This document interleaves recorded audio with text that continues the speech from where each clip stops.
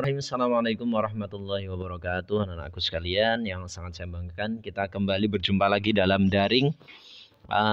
Semoga kalian tetap bersemangat belajar ya, tetap bersemangat belajar walaupun tidak ketemu secara langsung. Saya yakin dengan suara saya sedikit mengobati kangen kalian.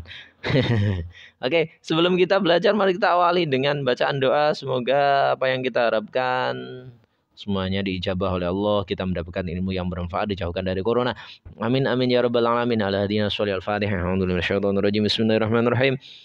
Alhamdulillahirabbil alamin arrahmanir rahim maliki yaumiddin iyyaka na'budu wa iyyaka nasta'in ihdinas siratal mustaqim siratal ladzina an'amta 'alaihim ghairil maghdubi 'alaihim waladdallin rabbil alamin. Oke, anak-anakku sekalian, kita kali ini akan belajar tentang adaptasi tumbuhan ya. Kita akan belajar tentang adaptasi tumbuhan. Oke. Sebelum itu ada materi sisipan untuk kalian seperti biasa ya. Ini kewajiban taat kepada orang tua. Kewajiban taat kepada orang tua. Rasulullah Shallallahu Alaihi Wasallam pernah bersabda, "Idza kunta fi sholati fad'aka abuka fajibhu wa 'inda'atka ummuka fajibha." Nah, di hadis ini diterangkan bahwa ketika kita sholat, ini sholat sunat ya. Misalnya kita sholat sunat. Kemudian ayah kita memanggil. Maka wajib bagi kita untuk menjawab. Padahal dalam sholat loh ini ya, tapi sholat sunat. Misalnya sampan sholat sunat, waktu itu sholat sunat taraweh lah. Sholat sunat taraweh. Ayah memanggil, "Hei Dimas, Dimas, Dimas, di mana kamu?" Nah, Dimas sebagai seorang anak wajib menjawab, "Pak, sholatnya lah batal." Ya batal, tapi yang sunnah, sholat sunnah ini apa? Pahalanya lebih besar menjawab apa? Menjawab panggilan orang tuamu itu lebih besar. Lagi, misalnya sampan sholat qobliyah maghrib lah, qobliyah subuh. Orang tuamu manggil, Aurelin, kamu di mana Aurelin? Pas waktu itu kamu sholat sunnah. Lah, wajib menjawab, "Iya Bu, saya di sini." Walaupun dalam keadaan sholat loh ya. Itu saking apanya? Saking wajibnya kita taat kepada orang tua. Ya. Nah, itu ya sayang. Semoga kita semuanya menjadi anak-anak yang solehah, yang taat kepada orang tua kita. Amin amin ya rabbal alamin. Oke, adaptasi tumbuhan anak-anakku. Adaptasi tumbuhan, adaptasi itu apa toh? Nah, sebenarnya untuk dapat bertahan hidup, tumbuhan itu perlu menyesuaikan dan melindungi diri. Ya, ini tujuannya, lebih ke tujuannya ya, adaptasi tumbuhan. Nah, bagaimana tumbuhan tersebut beradaptasi dengan lingkungannya? Nanti kita bahas. Nah, adaptasi itu apa sebenarnya? Adaptasi adalah kemampuan makhluk hidup untuk menyesuaikan diri dengan lingkungannya dan untuk mempertahankan kelangsungan hidupnya. Jadi, misalnya kalau kamu kedinginan, apa yang kamu lakukan? Iya, pakai jaket. Kalau kamu misalnya kepanasan, apa yang kamu lakukan? Pakai pakaian yang tipis. Jadi seperti itu. Itu juga bentuk adaptasi. Misalnya kamu kepanasan pakai payung, itu juga bentuk adaptasi untuk bertahan hidup. Ya. Jadi seperti itu. Tumbuhan juga melakukan seperti itu. Oke. Sebelum kita membahas tentang adaptasinya, sebenarnya ini ada kaitan erat dengan adaptasi. Karena tumbuhan itu kita bagi menjadi 3 berdasarkan habitatnya. Nah, karena habitat nanti menentukan bentuk adaptasinya. Ya, kenapa kok dibagi melalui habitat? Karena habitat ini sangat menentukan terhadap bentuk adaptasi tumbuhan. Nah, pembagian tumbuhan berdasarkan habitatnya ada 3. Yang pertama, ada yang disebut dengan tumbuhan hidrofit. Hidrofit ini tumbuhan yang hidup di air. Ya, yang kedua ada yang disebut dengan tumbuhan xerofit. Nah, xerofit ini Nah, tumbuhan yang hidup di daerah panas ya. Kemudian ada yang ketiga, ada tumbuhan higrofit. Higrofit itu tumbuhan yang hidup di daerah lembab ya. Ini sangat menentukan dari bentuk adaptasi tumbuhan-tumbuhan tersebut ya. Nah, sekarang kita bahas dari hidrofit atau tumbuhan yang hidup di air. Jadi tumbuhan yang hidup di air ya, itu. Jadi hidrofit itu adalah tumbuhan yang sebagian tubuhnya ada di permukaan air. Nah, akarnya berada di air. Nah, akarnya ini berada di air. Terus cirinya dia itu memiliki rongga udara dalam batang atau tangkai daun. Jadi batangnya, tangkainya itu berongga, kayak spon gitu. Ada rongganya. Nah, ada rongganya. Jadi tumbuhan hidrofit ini memiliki rongga udara dalam batang atau tangkai daun. Yang kedua, daunnya muncul ke permukaan air. Jadi daunnya walaupun dia berada di dalam air, biasanya daunnya tetap dia muncul di permukaan air. Oke. Nah, contoh yang tumbuhan yang hidup di air atau hidrofit ini adalah enceng gondok. Kalian perhatikan. Nah, daunnya mesti lebar.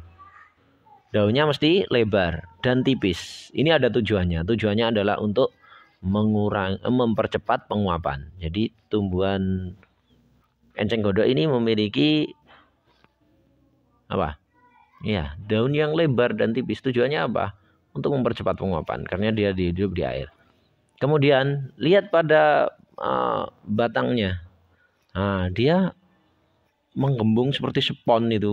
Batangnya berongga. Ketika kamu remas dia ya jadi kecil gitu. Kosong dalamnya berupa rongga udara. Contoh lagi kangkung. Nah, mesti beli kangkung kan? Nah, daunnya tipis, lebar. Nah, terus batangnya berongga, mesti ya ada rongganya. Contoh lagi teratai. Nah, teratai ini daunnya mesti lebar dan tipis. Karena apa? Dia untuk mempercepat penguapan. Nah, gitu. Tangkainya ya mesti berlubang atau berongga. Nah, itu contoh-contoh apa? Tumbuhan hidrofit yang hidup di air. Nah, biasanya bentuk adaptasinya ya seperti itu. Bentuk adaptasinya mesti yang pertama dia memiliki daun yang lebar dan tipis. Kemudian yang kedua batangnya mesti berongga. Akarnya serabut. Itu ciri dari tumbuhan hidrofit atau bentuk adaptasi dari tumbuhan hidrofit. Yang kedua kita ke xerofit. Nah, xerofit ini adalah tumbuhan yang hidup di daerah kering. Nah, jadi xerofit adalah tumbuhan yang hidup di daerah kering. Nah, tumbuhan ini biasanya ada yang daunnya tebal, ada yang sempit. Bahkan ada yang berbentuk duri, sisik atau bahkan tidak memiliki daun. Nah, ini bentuk adaptasinya, tapi kebanyakan ini adalah daunnya kecil dan berbentuk duri. Ini bentuk adaptasinya yang pertama dari tumbuhan xerofit ini atau hidup di daerah kering. Jadi bentuk adaptasinya yang pertama adalah daunnya berbentuk duri ya, atau bahkan tidak memiliki daun. Itu kebanyakan. Yang kedua, batangnya masih tebal. Batangnya tebal. Nah, di sini berguna untuk menyimpan cadangan air. Batangnya tebal. Nah, batangnya tebal, memiliki jaringan untuk menyimpan air. Ini bentuk adaptasinya yang xerofit. Nah, bentuk adaptasinya karena dia itu di daerah kering, itu kan sulit untuk mencari air. Makanya akarnya panjang. Jadi 3 bentuk adaptasi dari tumbuhan xerofit. Yang pertama, batangnya tebal yang mempunyai jaringan menyimpan air. Yang kedua, akarnya panjang. Dan yang ketiga adalah daunnya berbentuk duri atau bahkan tidak memiliki daun. Supaya apa? Ada tujuannya. Akarnya panjang, mencari air di dalam tanah. Yang kedua, batangnya tebal, menyimpan cadangan air. Yang ketiga, tidak memiliki duri atau tidak memiliki daun atau daunnya berbentuk duri. Ini tujuannya memperkecil penguapan. Ya, oke.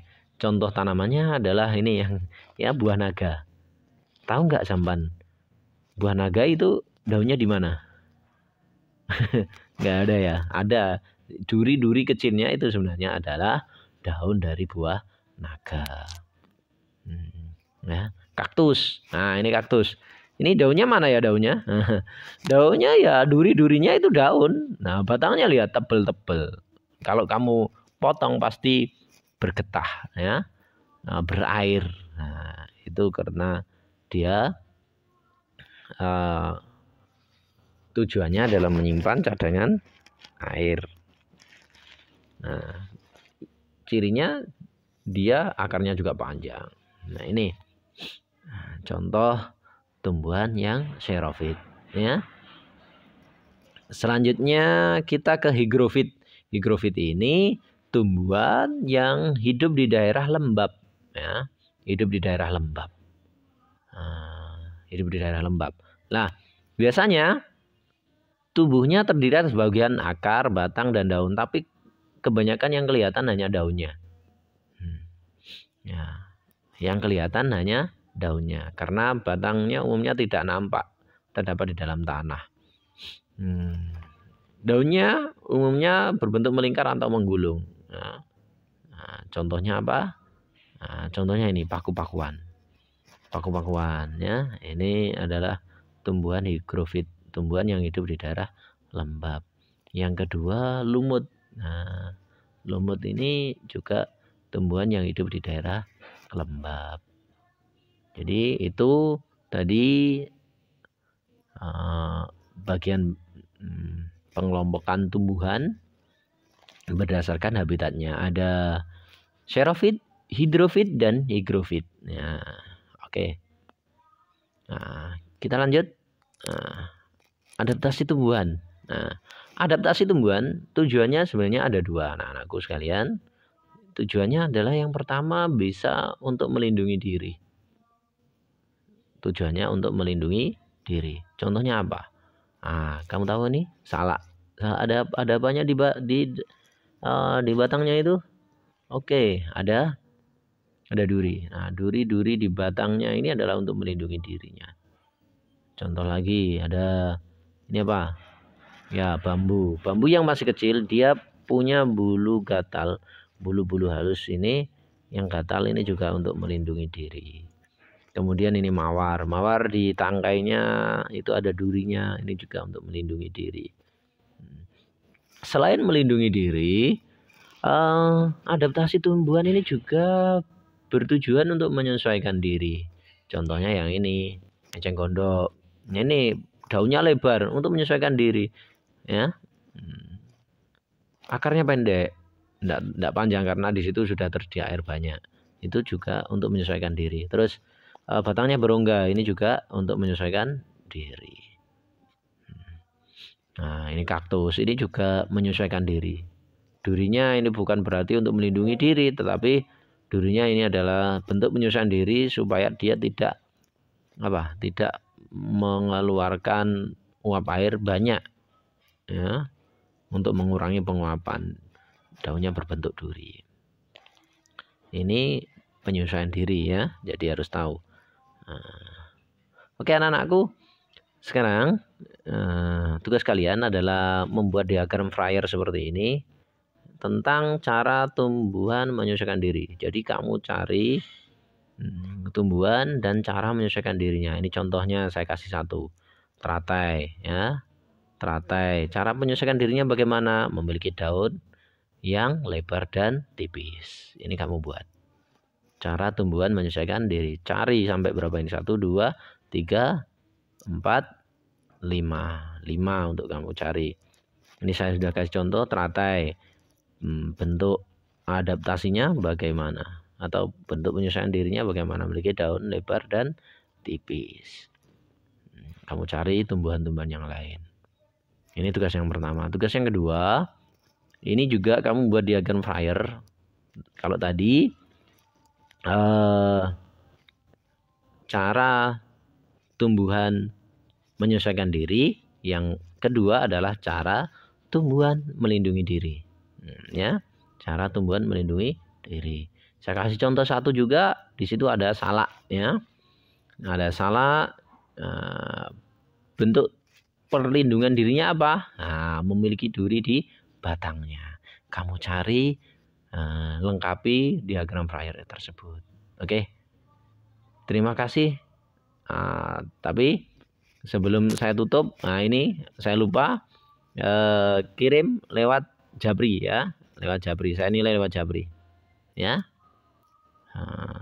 Di foto Jabri, jangan lewat grup. Oke. Terima kasih. Kita tutup dengan bacaan doa. Subhanakallahumma bihamdika asyhadu an la ilaha illa anta astaghfiruka wa atubu ilaik. Assalamualaikum warahmatullahi wabarakatuh.